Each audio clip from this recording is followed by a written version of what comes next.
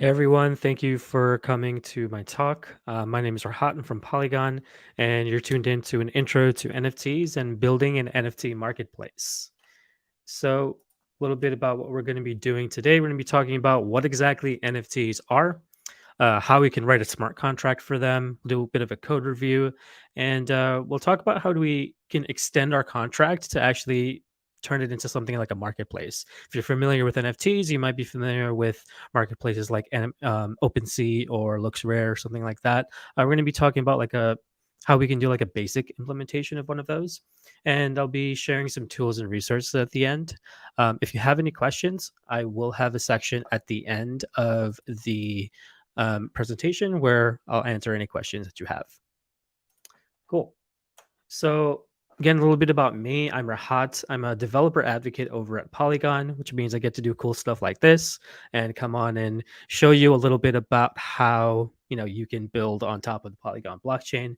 I've previously been a front end engineer as well as a Solidity engineer, and overall, I'm a indie hacker slash Web3 enthusiast. And these are just some places you can find me on Twitter, LinkedIn, and GitHub. I'll share those again later. But first of all, like, what is Polygon? So Polygon is the leading platform for Ethereum scaling and infrastructure development. What does that mean? We provide a lot of different solutions for actually building on top of the Ethereum blockchain and making it easier to interact with it. Some of those solutions include things like rollups, side chains, and some hybrid solutions. And there's a whole list, but today we're really going to be focusing on our Polygon proof of stake blockchain. So the proof of stake blockchain is essentially maps kind of like one to one to Ethereum. So if you've already been building on top of Ethereum, all of the code that you've already written, any sort of like Solidity code, any resources or tools, all work the same on the Polygon network. But we'll just dive into it, things. What the heck is an NFT, right? We've got this sort of this thing called tokens, which are available on the blockchain. And there's the fungible type and the non fungible type. So, fungible tokens are assets where there's like a like for like value. That value just kind of exists. Think of it as like a dollar bill. It could be a dollar bill. If I have a dollar bill, you have a dollar bill, we trade it. Nothing really happened, right? It's the same thing.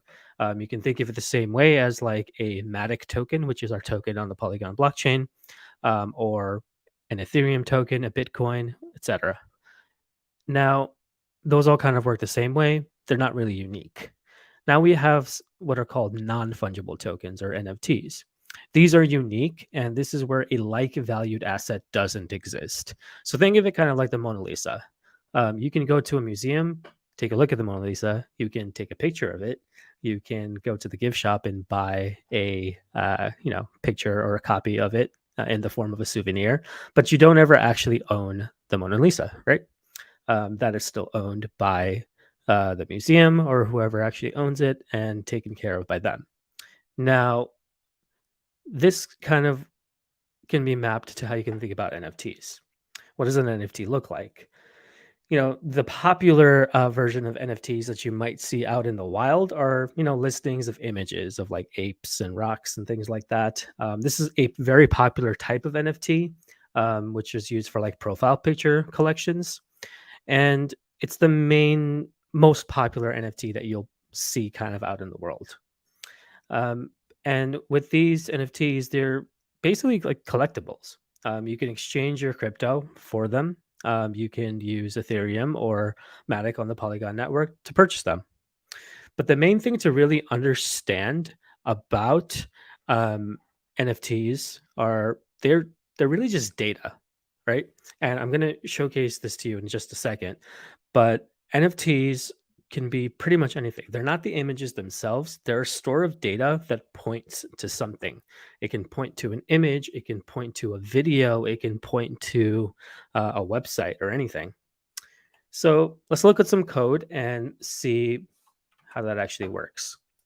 So what I've got here is a sort of like a boilerplate environment of code that was built by what's called Hardhat. Hardhat is a development environment for quickly scaffolding some code for you to start writing some Solidity smart contracts. So all of this like folder structures and everything, I did none of it. I just used Hardhat to configure all of this for me. You can go to you can look up Hardhat. I believe it is, and I'll share like the link at the end. But hardhat.org has like everything you need to get started with something like this. So in my contracts folder, I just created this contract called the metadata nft.sol. SOL is just the extension for Solidity. And I've done a couple things beforehand, just um, creating a license, um, just telling the compiler what Solidity version I'm using, and importing a couple of contracts that have been pre-written by a place called Open Zeppelin. Open Zeppelin is cool. They've got a whole bunch of different contracts that you can extend and build off of. The thing to kind of make sure when you're building smart contracts is like you don't want to like do something that's already been done several hundreds and thousands of times over and over again. Don't reinvent the wheel. So opens up the contracts gives you a lot of baked in functionality, like doing things like transferring NFTs or minting them, because you don't really want to you know you rewrite the same code every single time. So opens up is great for giving you a base to write off of yourself. So I'm going to do a little bit of live coding and show you how I would build a very basic NFT smart contract. So I'm going to call this, so I'm going to use the contract keyword, which initiates that this is a contract. I'm going to call it meta data NFT. And I'm going to use this is keyword. I'm going to explain that in just a second. And I'm going to say it is the ERC721 URI storage. What the heck does that mean? So this ERC721 URI storage is one of the things that I imported up here from OpenZeppelin. ERC721 is a standard for how we write smart contracts for NFTs. So OpenZeppelin provides us a lot of baked-in functionality, like I mentioned before, of doing things like minting, transferring, etc., and just making sure that we're following the same standards as every other NFT smart contract that is available on places like OpenSea, etc. So this is keyword basically means that my metadata NFT is going to extend the functionality of the ERC721 URI storage. And I'm specifically using this URI storage because I'm going to be updating the metadata for for the URI of this NFT, which I'll show you in just a bit. A couple more things, just sort of as a boilerplate type situation. I'm going to be using this counters package that I imported up here. And we're going to say we're using counters for counters.counters. A little confusing there, but this essentially just gives us access to the counters functionality, which is just going to take care of like keeping track of our token IDs. So to do that, I'm going to just do counters.counter is a private variable called token IDs. And we'll see how we use that in just a second too. Next thing I'm going to do is create a constructor. If you're familiar with like object-oriented programming, this is pretty similar where we're creating a constructor that can take some sort of arguments when we're actually deploying this contract. In our case, there's not going to be anything, but the ERC 721 standard has things that we pass it. The first is a string, which is going to be the name of our actual collection. I'm going to name it metadata NFT. And next is the symbol. So I'm just going to give it MD NFT. You can pretty much do whatever you want here. This is not a huge issue. Cool. So I've got that out of the way. This just means that whenever this contract is deployed, I'm going to call the ERC 721 standard and make sure that this ERC 721 URI storage functionality is all baked in. Now I'm just going to create one single function for minting. So we're going to call this function mint.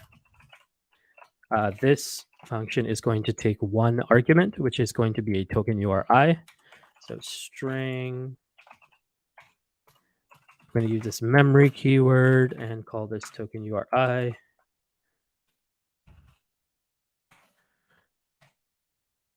Okay, and this is going to be a public function, so anyone can call this, and it's going to return an unsigned integer, and it will just say UN 256. Cool. So break this down just a little bit, make sure I'm spelling things correctly. So this is a mint function. It takes a string, which is a token URI. I'm using this memory keyword because this string is just going to be saved in memory, not actually on the blockchain. So this is basically telling Solidity like, hey, you don't need to save this anywhere. Just remember this during the execution of this function. Token URI, what does that mean? So most NFTs you'll see have are pointing to some type of URI that lives on either just a regular, website provider like AWS, or on something more decentralized like IPFS or Arweave. In our case, I'm just going to have an example from IPFS, but essentially it's just a URL that hosts some data. So that data is actually going to look something like this. So this is a JSON object with a bunch of values, and essentially my NFT is going to have this information. It's going to have a name. It's called Rahat joins Polygon. A description. This is essentially a job announcement I did when I first joined Polygon, where I rapped over a hip hop beat and did that, which you'll see in just a second. But there's like an image here, and you'll see that this is hosted on IPFS. And there's some animation URL, which is the actual video. And I gave it some attributes like this, the trait of my NFTs that I'm a rapper, and the producer is this Sulks Beats person. So I think you can see my screen, but for some reason I can't. Give me 1 second. Okay, I can see my screen now. Great. Cool.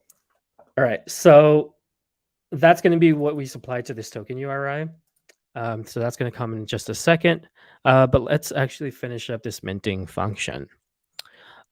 So we said that it's going to return a UN 256. Great. So now what we're going to do is take our token IDs and we're going to increment it. And because we're, grabbing all of our functionality from this counters contract that's given to us from OpenZeppelin, one of the functionalities we get here is this increment function, which is just going to take whatever the current token ID is and increment it by 1.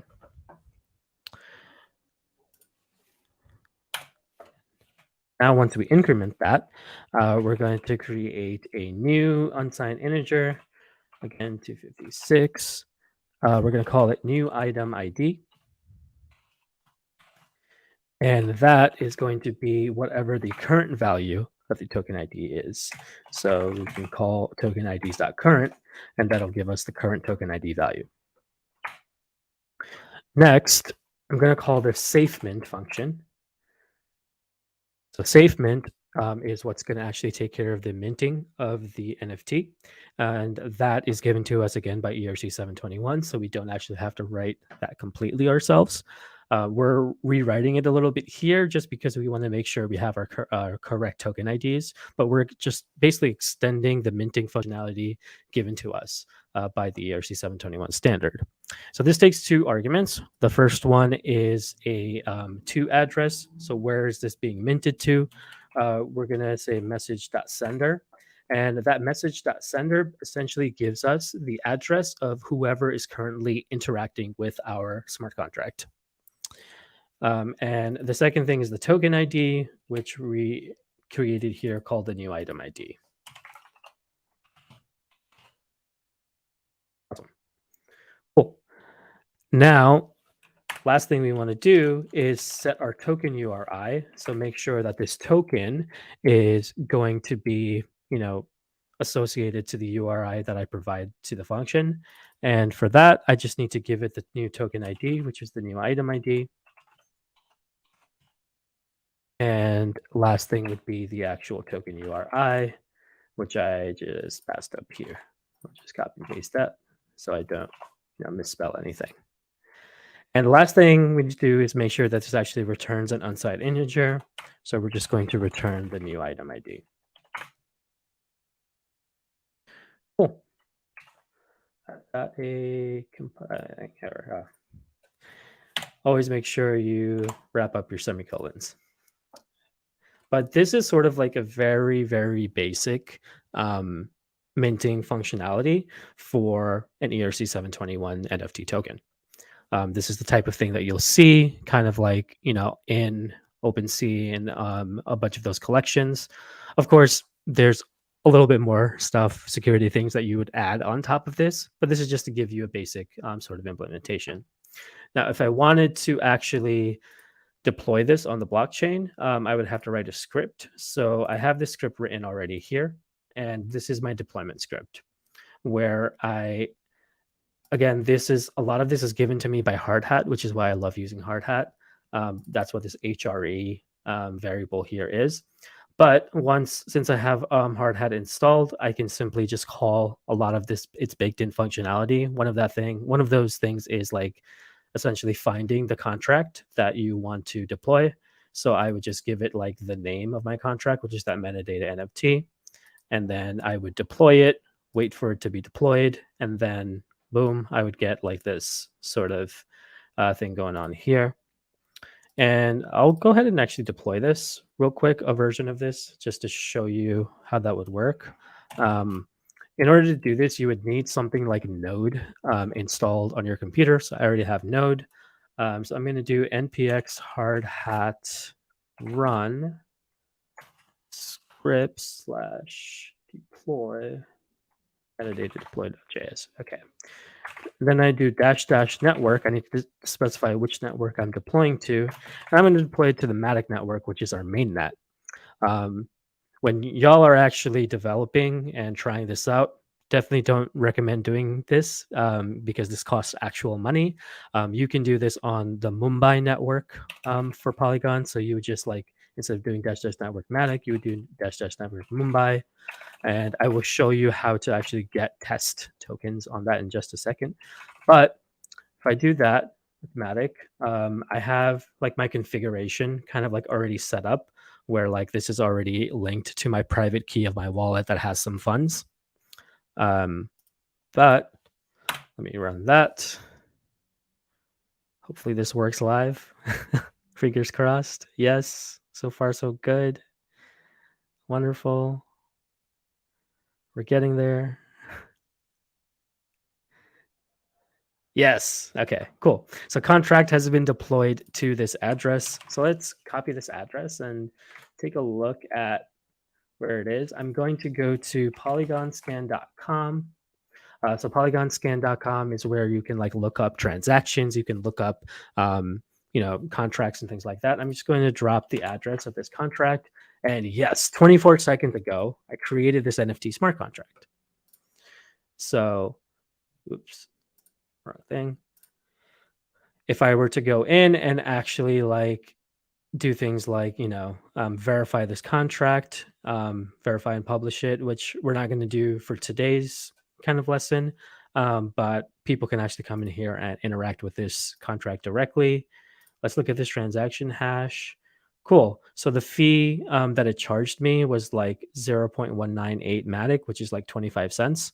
Versus if you were to do something like this on like the Ethereum mainnet, you'd have to pay a couple $100 probably. But that's the cool thing about using Polygon Scan.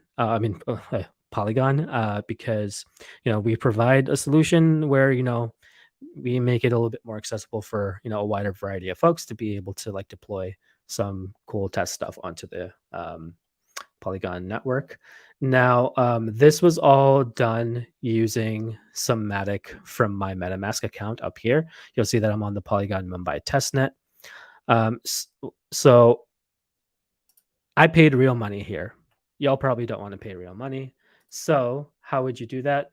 We have this separate Polygon Scan URL available called mumbai.polygonscan.com. This is all test transactions, so none of this is actual real money. If you head to this site and you click Add Mumbai Network, I already have it on my MetaMask, but it will automatically open your MetaMask and create that network in here for you. Once you have that set up, you can actually go to our Polygon faucet and get some test tokens. So I can do something like here. I'm going to copy my account, drop that into the wallet address here, and hit submit. Hit confirm. Cool. It'll take 1 to 2 minutes to actually get the tokens, but now you'll get some like test matic tokens to cover any gas fees while you're building on the Polygon test network. So all of that kind of like works exactly the same way as I demonstrated. You would just, instead of writing matic in the network, switch it to Mumbai, and you don't need real money to do this. Awesome. So back to here. This I've deployed, a version of this, but I'm going to look at an older version of this that I deployed, which is available here. Let me go onto my OpenSea and grab that for you. Here we are. Before I gave you a spoiler, but let me go to the contract address here. So this is what the contract would look like, as long as you've verified everything. Because it's open source, all of the actual code that I wrote is all available here. So you can take a look at that if you wanted to. It also imports everything. It shows you the code of everything that I imported. So the ERC721 URI storage, the counters, and everything there, et cetera, et cetera. And now we can do things like read contract and write contract functions. So I only wrote one function, right? But if you go to read contract, you'll see, whoa, there's like a bunch of different functionalities that exist in here that we were given for free. Again, that's all from ERC721.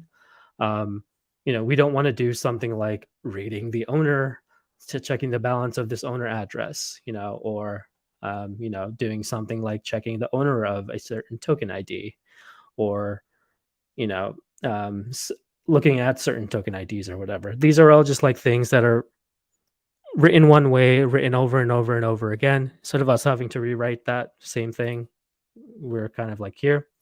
Here's our mint function, which is great. That's taking that token URI string. Let me actually pull up what that looks like. I used web3.storage. Ooh.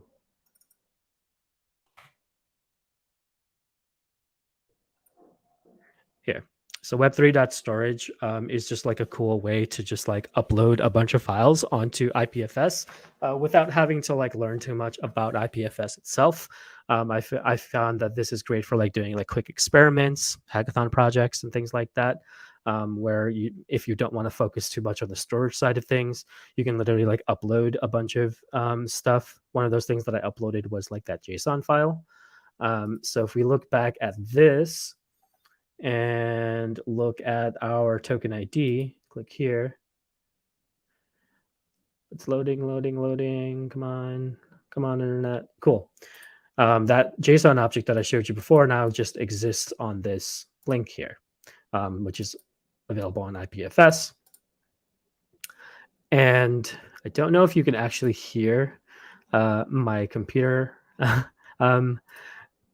music, but you can actually go to this NFT and play it. And this NFT is just me rapping about joining Polygon. So this is just to kind of showcase that, again, NFTs don't have to be images. They can be videos. They can be music. They can even be a whole website.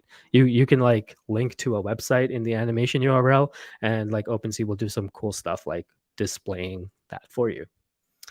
So that's cool. Now you kind of like know a little bit about how an NFT works from like a smart contract perspective. But what if we didn't want to push all of this, onto OpenSea, or like we didn't want to use OpenSea as our marketplace? We wanted to use our own marketplace, right? That's the cool thing about the decentralized web. We can actually do that. We don't have to be pushed just onto one simple platform, right? So extending our contract into a marketplace. We're going to take a look at a couple of different functions that'll help us do that. And I'm going to leave that kind of up to you all to take this and, push that into production if that's something you want to do. But we're going to go over that real quick right now. So there's a few things that we need to do to extend our contract into a marketplace. What I'm focusing on really here is like the core functionality, not some of like the cool other kind of stuff of like, you know, what I'm focusing on is just like creating listings and being able to sell them. Really quick and dirty hackathon type, like MVP style code. So here's the things that we're going to be kind of keeping track of. First thing we need to do is make sure that we're keeping a track of like the listings. We're going to use structs and mappings to track those listings. I'll explain what those are in a bit. We're going to create events for the creation of the sale of these listings. We're going to actually figure out how to sell and transfer. We'll create a function to pay the owner of the NFT some coin and transfer to the new owner. And then you'll just be able to relist and profit, as long as someone else buys your NFT. So what does the code look like for keeping track of listings? I mentioned mappings and structs. So a mapping, which you see in the top line, what that is just it creates what's like called a key value pair mapping. So some key and some value, right? So the key that we're kind of keeping track of inside of this mapping is an unsigned integer, which is just going to be the token ID of whatever the token is. And then it's going to be referring to some listing. What is that listing? That listing is the struct. If you've worked with something like JavaScript or Python, this would probably be similar to like an object or dictionary. The struct is just going to contain some information. This listing information has a token ID, what's called a payable seller. Um, Essentially, that's just like the seller of the address for like the seller of the NFT, and we're just adding this payable keyword to make sure that we can actually pay them. Solidity has like baked in native functionality for doing payments as long as you use this payable modifier. And then we're just going to list the price, right? So how would I actually create a listing to keep track of? You would do this probably inside of like a function, but I'm just kind of showing you here. But I'm using this ID to listing, which is the name of the mapping up here. And then I'm going to go to whatever the token ID is. If it doesn't exist, it'll simply create it. So the token ID is going to create a listing struct, which needs, again, the token ID, the seller, which is going to be the message.sender, which is whoever is currently, interacting with the smart contract, and whatever price that they want to actually list this information. Now I have inside of my mapping for ID to listing, I can simply do something like accessing ID to listing dot the token ID and get all the information for that specific token ID. Next is tracking events. I have that like listing. Now, how do I like actually make that interactive in a way that like someone who's like writing a front end UI can work with it? We're going to do this thing called emitting events. We're going to have two events, one for whenever a listing is created and one for whenever a listing is sold. For when a listing is created, this is just some information that we're going to share. Like whenever this event happens, this is the information that will be available to some front end that is listening for this event. So that'll be the token ID, the address of the seller, and the price. And this is just a listing like has sold, which we'll come back to in a bit. But how do I emit an event? Again, you would do this inside of a function, but just to show you, you would use this like emit keyword and then use the listing created event and pass it the information that it needs. And now on the front end, on any sort of like UI that somebody is building, they can actually just listen for a listing created event. And if a listing is created, they can see, oh, here's the information that this listing has. Let me display it on my website. Now, the cool part, actually selling the NFT and making some money. So we have this sell function, which is going to take the token ID. It's going to be a public function so that anybody can call it, and giving it the payable keyword, because again, I'm dealing with wanting to transfer money to people. First thing I want to do is like get the price and seller information. So the price will be, ID to listing, and then grabbing the token ID and the price. So this is how I would like traverse that mapping, going into the token ID and then going down to the price. Same thing. I want to make sure I get the seller from that listing. So again, going into the listing, grabbing the token ID and boiling down to the seller. Now I want to make sure that the buyer is paying the correct amount of money to actually purchase this NFT, right? So what I'm going to do is again go into this message object, and instead of doing something like message.sender, I'm going to do message.value. Message.value is going to give me whatever value this person has agreed to pay for this NFT. We want to make sure it's at least the same as the price, right? Please pay the listed value. We don't want people to like list something for like 10 Matic and then somebody comes in and pays 2 Matic and gets it. Want to make sure that something like that doesn't happen. So this require statement is here just to make sure that this is accurate. And if that doesn't happen, this is the message that people will get. Please pay the listed value. That's if like, I listed for 10 Matic and someone tries to pay me 5 Matic. Now we can sell and transfer the NFT. We get like the address of the seller. We use the payable function to make sure everything is good. We transfer from the address that this is currently located at. We grab the message.sender and the token ID. This is all needed for this transfer function, which again is given to us by the ERC 721 standard. So we don't actually have to write the transfer. The transfer is going to be safely done for us that way. And then we just basically send the money from the message.value over to the seller. Cool. Once that happens, a sale is done. Now we emit that listing, emit like the listing sold, pass it the token ID, message.sender and price. And now on the front end, in addition to just, not just listening for listing created, the front end can also look for listing sold and display, hey, this, this NFT has been sold. So those are really the core 3 functionalities you need to make a very, very basic NFT marketplace.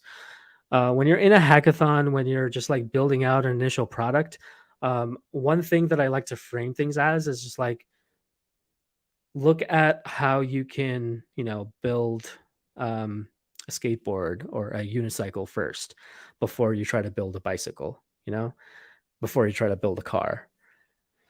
Make sure you build something that just works, gets the things done. This, is not perfect, but it works. It allows you to, track listings, that allows you to sell and transfer things. And, as you're, continuing to build and iterate on top of, your product, then you can add things like, viewing, all of the listings or, seeing like a history of things that have been sold. But the main things that you should be focusing on when you're first building the product is those small pieces. Those are the most important things, and everything extra that kind of like gives you additional functionality can be done afterwards. So that was probably kind of a lot, but if you wanted to ever dive into things a little bit more, we do have a lot more learning resources on Polygon Academy. That's at academy.polygon.technology, where you'll be able to like kind of like do more of a deep dive. There's a bunch of different like lessons and things that you can use to learn. And yeah, just kind of like reintroducing myself again. I'm a developer advocate at Polygon. If you enjoyed this and want to ask me any questions about the code, afterwards, or get in touch about anything that you're building, always happy to chat. These are the places you can reach me on Twitter, LinkedIn, and GitHub. But for now, I'd love to open it up to any questions that you all might have.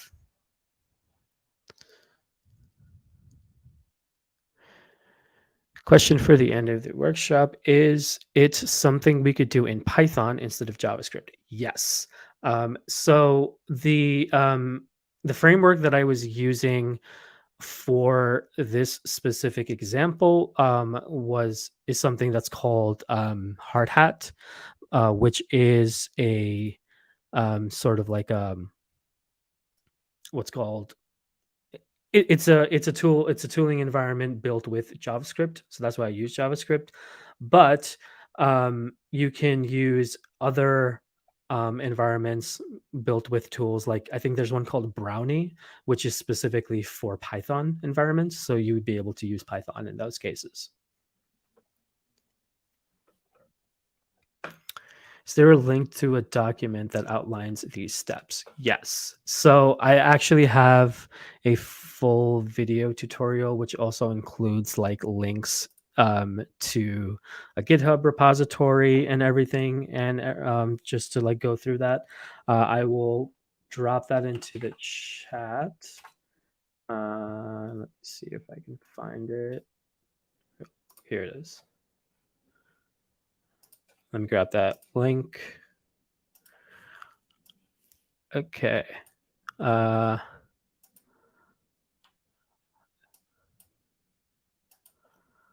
I don't know if I can actually send it in the comments, but I'll send it to the folks. Okay, I can send it here. Okay, cool. So I just sent it to a chat, and hopefully that'll be shared. But that will outline basically what the NFT kind of like contract that I wrote, but like further like detailing and giving you step by step how you would go through that.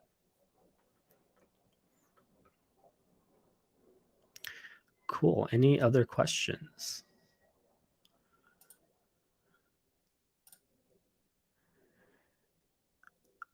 Awesome. I mean, if there's no other questions, like I said, feel free if you do have questions later on to reach out to me on places like Twitter or LinkedIn. That information is also available on that YouTube link, so feel free to reach out to me there. I'm always happy to like jam on ideas and things like that. Cool.